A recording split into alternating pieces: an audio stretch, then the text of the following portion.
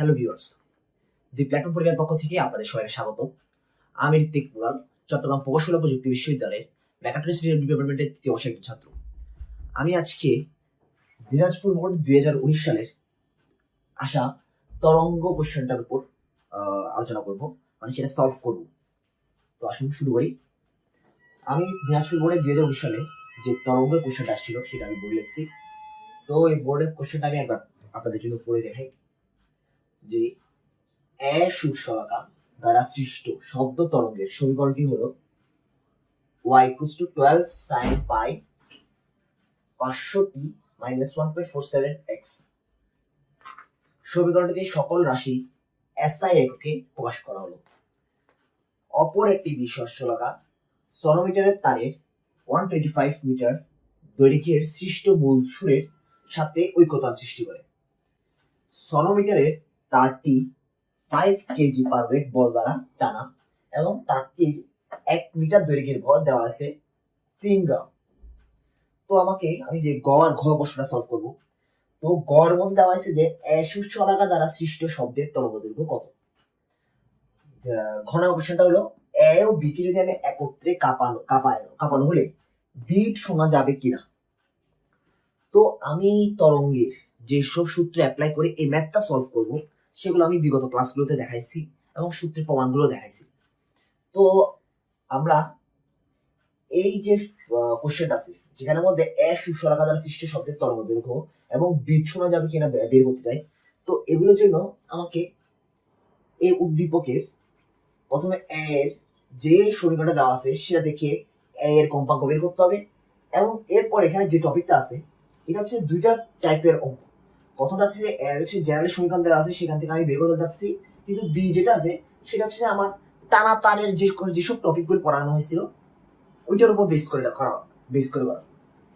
তো আমরা আসো আমরা ক্লাসটা মানে ম্যাথটা সলভ করা শুরু করি। প্রথমে আমরা সলভ করবো গ নম্বর কোশ্চেনটা।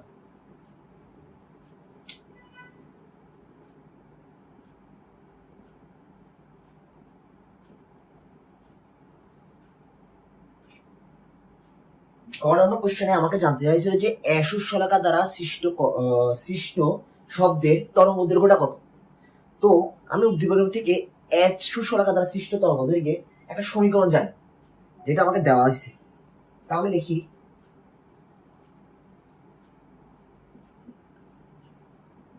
দেওয়া আছে y equals to 0.7 sin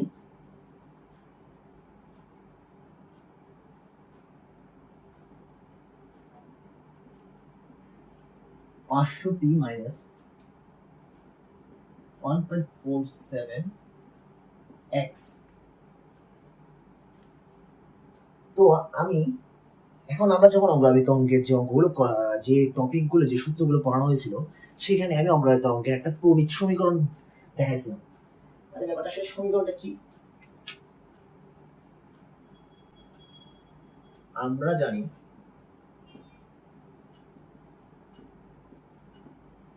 অগ্রগামী তরঙ্গের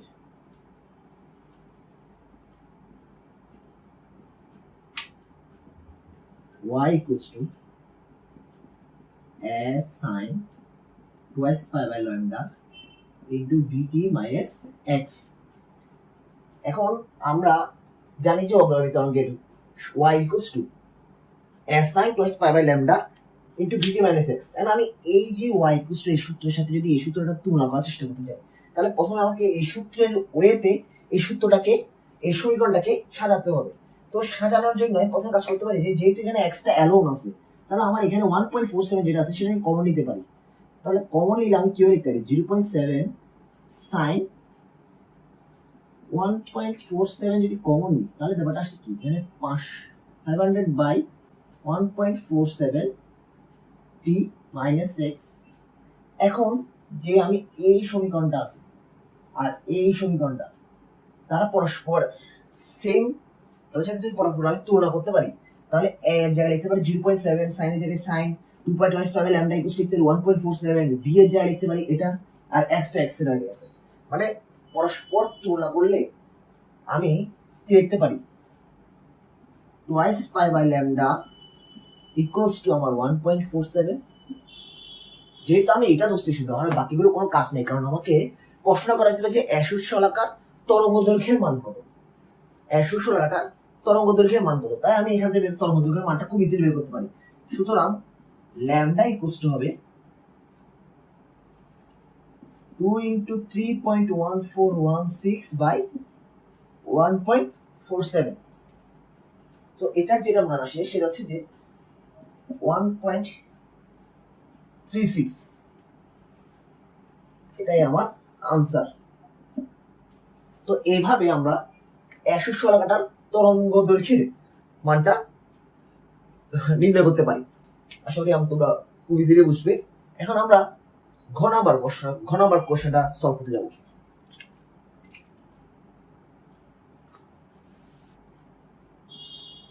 আমার ঘ নাম্বার কোশ্চেনটা কি ছিল?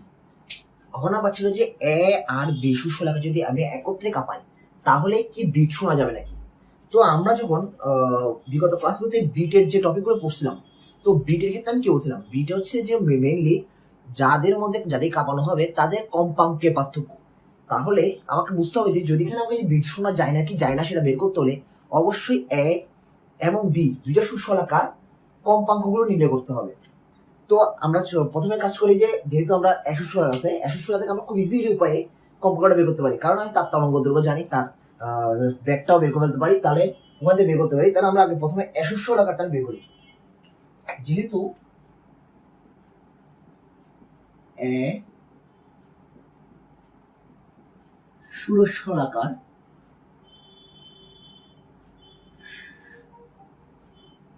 সুশলাকার y equals to 0.7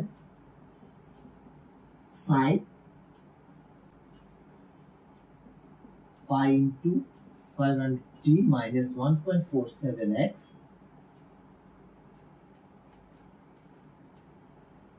এখন আমি যদি পাইটার ভিতরে গুণ করে ফেলি সেটা কি হবে? 0.7 sin 500 pi t minus 1.47x। কারণ আমরা জানি অগ্রগামী তরঙ্গের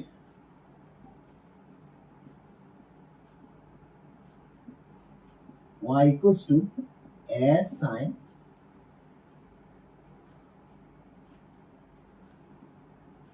twice pi f t minus twice pi by lambda into x। তো আগের সমীকরণ এটাও আমরা একটা অগ্রগামী তরঙ্গের y এর সমীকরণ, যে সমীকরণটা আসলে মেইনলি কেমনে আসছে। তো আগের সমীকরণ আমি যেখানে এই জায়গাটাতে লিখলাম যে vt twice pi by lambda into vt, তো আমরা যদি এটাকে যদি চেঞ্জ করে লিখতে পারি, আসলে ব্যাপারটা আসলে যদি এখানে দেখায় যে কেমনে আসছে twice pi by lambda into v, তাহলে ব্যাপারটা আসলে কি? আমরা কি জানি v equals to f lambda, R twice pi by lambda into f into lambda। তো এই lambda lambda কাটা গেলে তাহলে আমি এই জায়গাটা লিখতে পারি twice pi f। তো আমি সেই জন্য এই জায়গাটা দাগের সূত্রের সাথে এই সূত্রের মধ্যে এখানে direct twice f pi f লিখে দিলাম, কারণ এতে করলে আমার কিছু লাইন বাদ মানে কিছু লাইন সেভ হয় এবং কিছু সময়ও সেভ হয়। আশা করি তোমরা ব্যাপারটা খুব ইজিলি বুঝতেছো। তো আমি যদি এখন এই সমীকরণের সাথে এই সমীকরণটা তুলনা করি তাহলে আমি বলে ফেলতে পারি যে তার twice pi f equals to হচ্ছে যে 500 pi। তুলনা করে পাই twice pi f equals to 500 pi। সুতরাং তার f হবে মানে শলাকার কম্পাঙ্কটি হবে অবশ্যই 250 হার্টজ। তো আমরা এই উপায়ে শলাকাটির কম্পাঙ্ক বের করতে পারছি, কিন্তু দ্বিতীয় উপায় যেটা আমাকে শলাকাটার কম্পাঙ্ক বের করতে হলে আমাকে অবশ্যই তারের যে সূত্রগুলো ইউজ করে আমরা কম্পাঙ্কটা বের করি সেটা বের করতে হবে। তাহলে আমরা আসি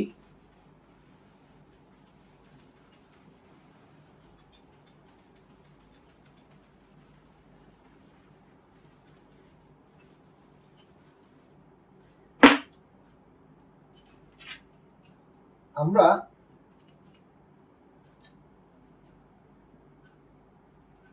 আমরা জানি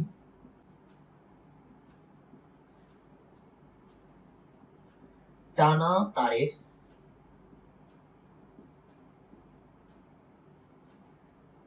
তারের ক্ষেত্রে উৎপন্ন মূল সুরের কম্পাঙ্ক f of b equals to 1 by twice l root over t by mu। এই সূত্রটা আমরা টানা তারের কম্পাঙ্কের ক্ষেত্রে জানি। তো এখন উদ্দীপক অনুসারে আমি এখানে প্রত্যেকটার মান বের করব। যেহেতু আমি এখানে l হচ্ছে টানা তারের দৈর্ঘ্য, এই দৈর্ঘ্যটা আমাকে দেওয়া ছিল উদ্দীপকে। টানা তারের দৈর্ঘ্য l equals to দেওয়া ছিল আমাকে 0.25 মিটার। তাহলে এরপর এখানে টি দিয়ে যেটা বোঝাচ্ছে সেটা হচ্ছে টানা তারকে কিভাবে কি পরিমাণ টান দিয়ে দেওয়া হয়েছিল। তো টানা তারের যে টান equals to T equals to কত বলছে যে আমাকে বলছিল যে এটা 5 কেজি পার ওয়েট বলে টান দেওয়া হয়েছিল। তো আমরা টি ইকুয়ালস টু টান যেহেতু একটা ফোর্স সেটা আমি লিখতে পারি mg। তো এখানে 5 কেজি ছিল আর জি এর মান হচ্ছে 9.8, তাদের এককটা হবে টান যেহেতু একটা বলে রাখো তা নিউটন। তো এটা গুণ করলে আসে 4.9 নিউটন। তবে টি এর মান জানি। এখন হচ্ছে যে এই যে নিউটা দেওয়া ছিল সেটা ছিল যে টানা তারের একক দৈর্ঘ্যে ভর। আমাকে এই টানা তারের একক দৈর্ঘ্যের ভরটাও দেওয়া আছে 3 গ্রাম পার মিটার। তো আমি এটাকে আমাকে অবশ্যই একটাই কেজিতে নিয়ে যেতে হবে, সুতরাং 3 into 10 inverse 3 KG per metre. তো এখন আমি যদি সবগুলো মান যদি এখানে বসাই তাহলে আমার কি মানটা কি দাঁড়ায় দেখাই 1/2 ইন্টু 0.25 রুট ওভার টি এর ক্ষেত্রে হচ্ছে যে 4.9 আর মিউর ক্ষেত্রে হচ্ছে 3 ইন্টু 10 ইনভার্স 3। তো এখান থেকে যে আনসারটা পাই সেটা হচ্ছে যে 255.6 হার্জ। এটাকে আমি 256 হার্জ হিসেবে ধরব। তো আমি জানি যে বিট যে শব্দটা ছিল bit n equals to f of a, দুইটা তো কম্পাঙ্কের পার্থক্য।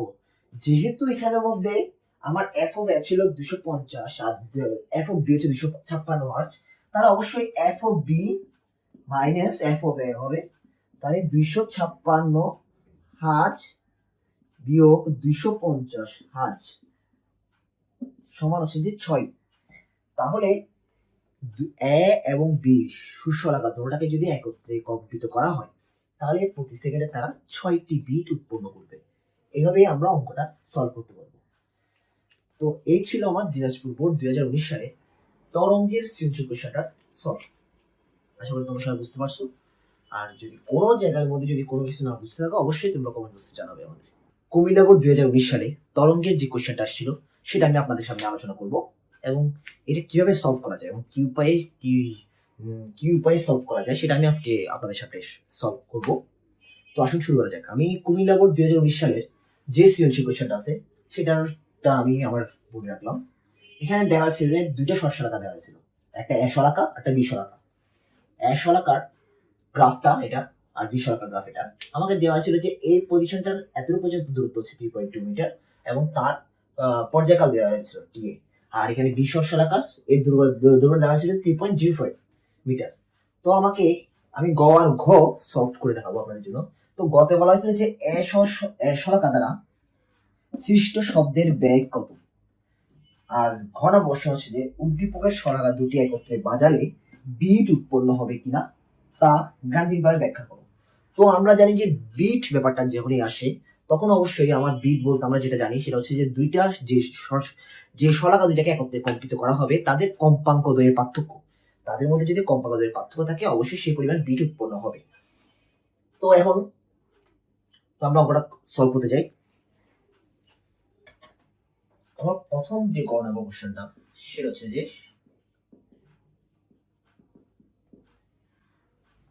শলাকা দ্বারা সৃষ্ট শব্দের বেগ কত নির্ণয় করা। তো আমার যে চিত্রটা ছিল শলাকা ক্ষেত্রে, এই প্রথম পজিশনটা দেওয়ার দূরত্ব দিয়ে রেখেছিল জোড়া 3.2 মিটার। তো আমরা জানি যে এটা হচ্ছে একটা পূর্ণ তরঙ্গ দৈর্ঘ্য। তাহলে শলাকার তরঙ্গ দৈর্ঘ্য চিত্র মতে 3.2 মিটার। তো এখানে আরেকটা জিনিস দেওয়া ছিল শলাকার, সেটা হচ্ছে তার পর্যায়কাল TA ইকুয়ালস টু হচ্ছে যে 0.013 সেকেন্ড। তো এখন আমরা জানি যদি আমাকে বের করতে হয়েছিল যে ব্যাক ভি, এখন আমি জানি যে ভি ইকুয়ালস টু হচ্ছে যে এফ ল্যামডা। এখন আবার এফ ইকুয়ালস টু কম্পাঙ্ক যায়, কম্পাঙ্ক ইকুয়ালস টু হচ্ছে যে 1 বাই পর্যায়কাল মানে 1/t, এফ ইকুয়ালস টু হচ্ছে 1/t, তার মানে বুঝাচ্ছে যে ল্যামডা বাই টি। এখন আমি এই দুইটা মানই জানি, হচ্ছে ল্যামডা মান হচ্ছে 3.2 আর টি এর মান দিয়ে ফেলা হয়েছে 0.013 সেকেন্ড। তো আমি এখন এই দুইটা হিসাব করলে তাদের মধ্যে পাই 320 ms ইনভার্স 1। তো এইভাবে খুব ইজিলি আমরা একটা শলাকাটার ক্ষেত্রে শব্দের ব্যাগটা বের করতে পারি। আশা করি তোমরা বুঝবে। তো আমার গেল, আমরা এখন ঘটা বলবো।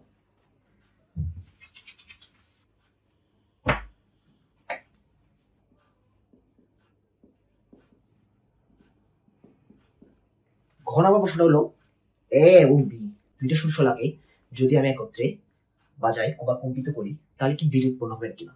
তো বিটের জন্য আমাকে অবশ্যই আমি কি বলছিলাম, আমরা বিটের যে সূত্রটা জানি সেটা হচ্ছে যে বিট এন্ড ইকুয়ালস টু যে দুইটা শলাকা হবে তাদের কম্পাঙ্কের পার্থক্য। তো আমাকে জানতে হবে শলাকার কম্পাঙ্ক আর শলাকার কম্পাঙ্ক। তো আমি যদি চিত্রকে একটু অ্যানালাইসিস করি, চিত্র অনুযায়ী আমি কি পাই, ল্যামডা ইকুয়ালস টু হচ্ছে যে 3.2 মিটার এবং ল্যামডা বি ইকুয়ালস টু হচ্ছে যে 3.05 মিটার।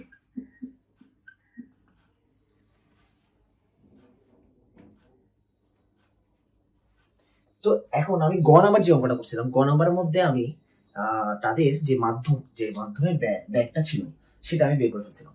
তো আমি এখানে জানি যে দুইটা শলাকের ক্ষেত্রেই ভি ইকুয়ালস টু হচ্ছে 320 ms ইনভার্স 1। তো এখন 320 ভি যদি জানি তাহলে আমি দুটোর ক্ষেত্রেই কম্পাঙ্ক বের করতে পারি, কারণ আমি জানি যে V equals to F lambda, তাহলে F equals to V by lambda. আমি এই সূত্র অনুসারে লিখতে পারি F of A equals to 320 by 3.2, that means F of A equals to হবে যে 100 হার্জ, আর F of B equals to লিখতে পারি 320 বাই 3.05, তাহলে সেটা সমান আসতে পারে 104.92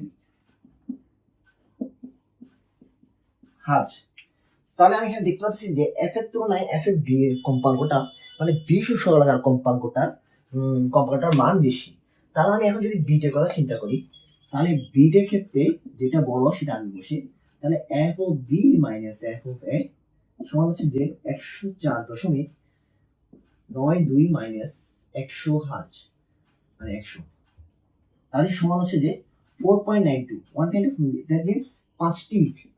তাহলে এ আর বি শলাকাকে যদি আমি একত্রে কম্পিত করি তাহলে প্রতি সেকেন্ডে আমি 5টা বিট শুনতে পাবো। এভাবেই আমরা নাম্বার কোশ্চেনটা উত্তর সলভ করে দিতে পারি। আশা করি তোমাদের বুঝতে সুবিধা হবে। আর কোনো কারণে যদি কোনো জায়গায় যদি বুঝতে না পারো তাহলে অবশ্যই কমেন্ট বক্সে আমাদের জানাবা, আমরা তৎক্ষণাৎ তোমাদের হেল্প করব। সিলেট বোর্ড 2019 সালে যে কোশ্চেনটা ছিল তরঙ্গের, তো সেটার উপর তো আমি সিলেট বোর্ডে 2019 সালে যে তরঙ্গের কোশ্চেনটা আসছিল তার সৃজনশীলটা আমি বোর্ড লিখছি। আসুন আমরা এটা একটু পড়ি। এখানে বলা হয়েছে একটি পোল্ট্রি ফার্মে প্রায় 400টা মুরগি আছে এবং পোল্ট্রি ফার্মে বর্তমান শব্দের তীব্রতা হচ্ছে 3.2 into 10 inverse 4 watt metre per inverse 2। এখন হচ্ছে পোল্ট্রি ফার্মের মালিক মুরগির সংখ্যা বাড়িয়ে 2400টি করলো। তো শব্দের প্রমাণ তীব্রতা আমাকে দেওয়া আছে। তো এটা হচ্ছে আমার উদ্দীপক। তো এখান থেকে আমাকে প্রশ্নটা কি করা ছিল, অনেক প্রশ্ন করা ছিল যে উদ্দীপকের পোল্ট্রি ফার্মে তীব্রতা কত বেল ছিল তা নির্ণয় করা, আর মুরগির সংখ্যা যদি বাড়ানো হয় তাহলে কি সমস্যা হতে পারে তা নির্ণয় করো। তো এখানের মধ্যে আমরা তরঙ্গের যে থিওরি ক্লাসগুলো করছিলাম সেখানে আমি শব্দের তীব্রতা বিষয়ক কিছু সূত্র এবং প্রমাণ বুঝে দেওয়া হয়েছিল। তো আমি সেই সূত্রগুলো ইউজ করেই আমি এই কোশ্চেনটা সলভ করব। তো আসুন আমরা এই ম্যাথটা সলভ করতে যাই। আমরা কোনো কিছুর শব্দের তীব্রতা নির্ণয় করার জন্য যে সূত্রটা জানতাম, শব্দের তীব্রতা tan log I by I naught, যেহেতু এটা tan ছিল সেটার আমার এককটা হবে ডেসিবেল। তো এখানের মধ্যে আমাকে পোল্ট্রি ফার্মের ক্ষেত্রে তীব্রতা দেওয়া ছিল 3.2 into tan inverse 4, R I naught দ্বারা বোঝায় আমার প্রমাণ তীব্রতা যেটা হচ্ছে tan inverse 12, মানে হচ্ছে tan log এটা এটা এটা যদি আমি ক্যালকুলেশন করি যে আনসারটা আমি পাবো সেটা হচ্ছে যে 85.05 ডেসিবেল। তো এভাবে আমরা পোল্ট্রি ফার্মের প্রথমে কত শব্দের তীব্রতা ছিল তা আমি জানতে পারি। এখন আমাকে এটা বলা হয়েছিল যে বেলে প্রকাশ করতে। তো এটা যদি বেলে প্রকাশ করি তাহলে ডেসিবেল তোমার 10 দিয়ে ভাগ করলেই এটা আমি বেলে পেয়ে যাচ্ছি 8.05 যে 505 ইন্টু এটা হচ্ছে যে আমার বেল। কারণ আমরা জানি এক বেল সমান 1 ডেসিবেল সমান, এটা যদি 10 দিয়ে ভাগ করি তাহলে 10 ডেসিবেল সমান 1 বেল, 1 বেল সমান 10 ডেসিবেল, সেই জন্য আমি এটা করছিলাম। মানে আমি যদি সূত্র এটা লিখে দিই এখানে 1 বেল সমান 10 ডেসিবেল, এইভাবেই 10 দিয়ে ভাগ করার কারণে আমি এটা বেলে নিয়ে গেছি। তো এইভাবেই আমরা গ নম্বর কোশ্চেনটা উত্তর লিখে দিতে পারি। কারণ গ নম্বর আমরা জানতে চাইছিল যে শুধু হচ্ছে উদ্দীপকের শব্দের তীব্রতা কত ছিল, শব্দের তীব্রতা ছিল 85.05 ডেসিবেল। তো এরপর আসি আমরা ঘ নম্বর উত্তরটা। ঘ নম্বর কোশ্চেনটা বলতে আমার যে সমস্যাটা তৈরি হয়েছে, যখন পোল্ট্রি ফার্মে ছিল 400টা মুরগি, পরবর্তীতে মালিক কি করছে সেখানে মুরগির সংখ্যা বাড়িয়ে 2400টা করে দিচ্ছে। তো এতে শব্দের তীব্রতাটাও চেঞ্জ হয়ে যাবে। তো আমি যদি জানি প্রথমে যখন 400টা মুরগি ছিল, 400টি মুরগির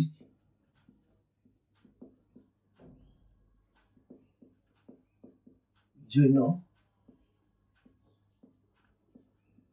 শব্দের তীব্রতা I ছিল 3.2 into tan inverse 4 watt per meter inverse 2। কিন্তু পোল্ট্রির মালিক যখন মুরগির সংখ্যা বাড়ায় তখন মুরগির সংখ্যা হয়ে যায় 2400টি। সুতরাং 2400টি মুরগির জন্য শব্দের তীব্রতা হবে 2400 বাই 400 গুণ 3.2 into tan inverse 4 watt meter inverse 2। তো আমি এখানে আসলে জিনিসটা কি হচ্ছে এটা জানার একটা ওয়ার্কিং নিয়ম করলাম। যদি 400টা মুরগির জন্য যদি 3.2 হয় তাহলে একটি মুরগির জন্য 2400টি মুরগির জন্য। তো এইভাবে আমরা 2400টি মুরগির জন্য যে তীব্রতা পাই সেটা হচ্ছে যে 1.92 into tan inverse 3 watt meter inverse 2। তো 2400টি যখন পোল্ট্রি ফার্মে মুরগির সংখ্যা বাড়ায় দেওয়া হয় তখন তার জন্য শব্দের তীব্রতাটা চেঞ্জ হয়ে এত চলে আসে।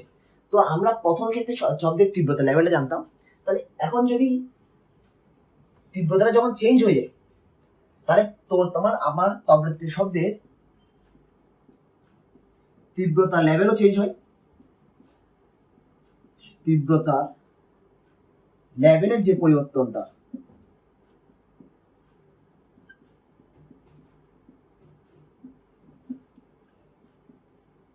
তো এখান থেকে আমি তীব্রতা লেভেলের পরিবর্তন যেটা জানি ডেল ভ্যাল সমান tan log I2 by I1, I2 হচ্ছে যে পরিবর্তিত হয়ে যেটা, আর I1 হচ্ছে যে পূর্বে অবস্থায় যে তীব্রতা লেভেলটা ছিল। তো এটা দিয়ে আমি শব্দের যে তীব্রতা লেভেলটা যে পরিবর্তন হয়েছে সে পরিবর্তনটা আমি জানতে পারি। মানে one kind of tan log উপরে থাকবে পরিবর্তিত হয়েছে যে 1.92 ইন্টু tan ইনভার্স 3, আর আগে ছিল 3.82 tan ইনভার্স 4। তো পরিবর্তনটা আমি দেখি যে 7.78 ডেসিবেল। তা এই পরিমাণ তীব্রতা লেভেল চেঞ্জ হয়ে যায়। তাহলে ব্যাপারটা আমি এখন যখন 2400টি মুরগি আনা হয় তখন যে তীব্রতা পরিবর্তন হয়, তীব্রতা পরিবর্তনের ফলে আমার তীব্রতা লেভেলটাও চেঞ্জ হবে। তীব্রতা লেভেলটা চেঞ্জ হলে যে পরিমাণ চেঞ্জটা হচ্ছে সেটা হচ্ছে আমার 7.78 ডেসিবেল।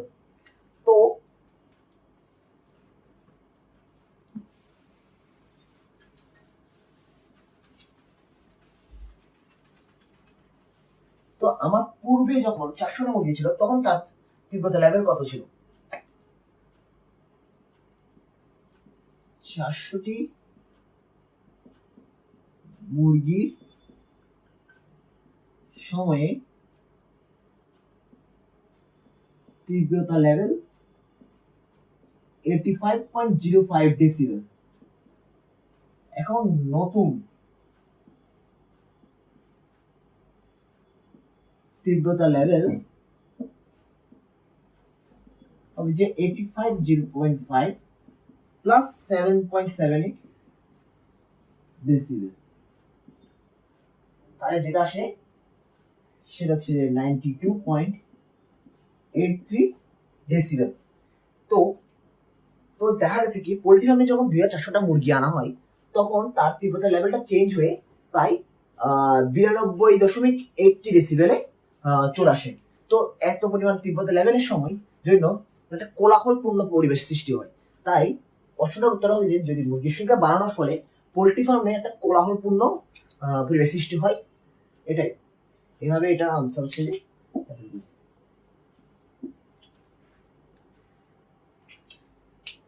তো সিএস বোর্ডের কোশ্চেনটা সলভ এতটুকুই। এখানে যদি কারো কোনো বুঝতে সমস্যা থাকে তাহলে অবশ্যই আমাদের জানাবেন, আমরা সর্বোচ্চ চেষ্টা করবো যেন বুঝিয়ে দিতে পারি। তো